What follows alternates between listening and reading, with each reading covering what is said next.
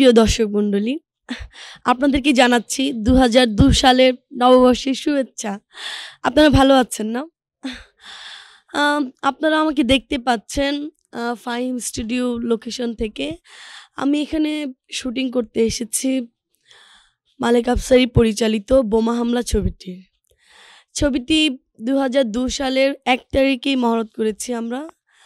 ছবির director Afsari uncle, উনি আমার ওস্তাদ, উনি আমার গুরু, যার জন্যে ফিল্মে আমি এই পজিশনে এসেছি, যারা আমাকে দেখতে পাচ্ছেন।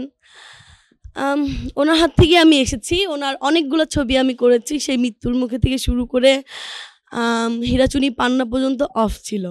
পরে এটাই আবার আমাকে সে ২০০২ সালের হ্যাঁ। আচ্ছা, তাহলে এখন কোথা থেকে বলবো? আচ্ছা, ওখান থেকে বলবো। সেই 'মৃত্যুর মুখে' থেকে শুরু হয়েছে ওনার সাথে কাজ করা। 'মৃত্যুর মুখে', 'মরণ কামড়', 'রাজা', 'হীরাচুনি পান্না'। এরপরে একটু গ্যাপ ছিল। এরপরেই উনি আমাকে ২০০২ সালে বিরাট বড় একটা উপহার দিয়েছে। যে উপহারটির কথা আমি কখনোই ভুলতে পারবো না। উপহারটি হলো 'বোমা হামলা'। তারপরে আমার সাথে যাকে হিরো দিয়েছে তার কথা আমি বলে তো এতটুকু বোঝাতে পারবো না। আপনারা জানেন হিরোটি হচ্ছে সুপারস্টার হিরো মান্না সাহেব। এটা আমার জন্য এক ধরনের বড় পাওয়া। আহ আপনারা দেখবেন কিরকম কাজ করলাম।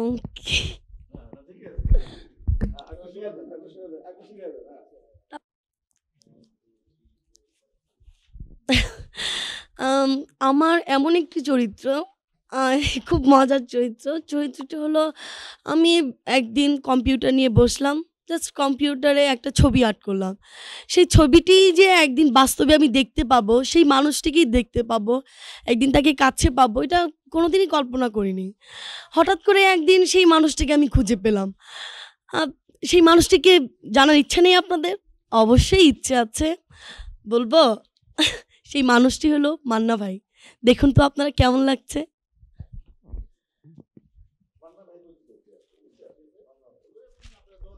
এখন ওইটা বললাম।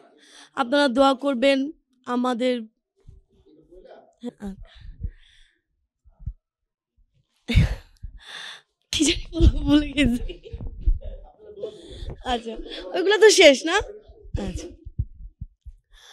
আপনারা দোয়া করবেন আমাদের এত কষ্ট করে আমরা কাজ করছি, এত টাকা খরচ করে ছবিটি আমরা নির্মাণ করছি। আপনারা দোয়া করবেন যাতে আমাদের এই কষ্টের সফল আমরা পাই। আ আমার মনে হয় আপনাদের কাছে 'বোমা হামলা' ছবিটি অনেক, অনেক ভালো লাগবে। একদম নতুন ধারার একটি গল্প।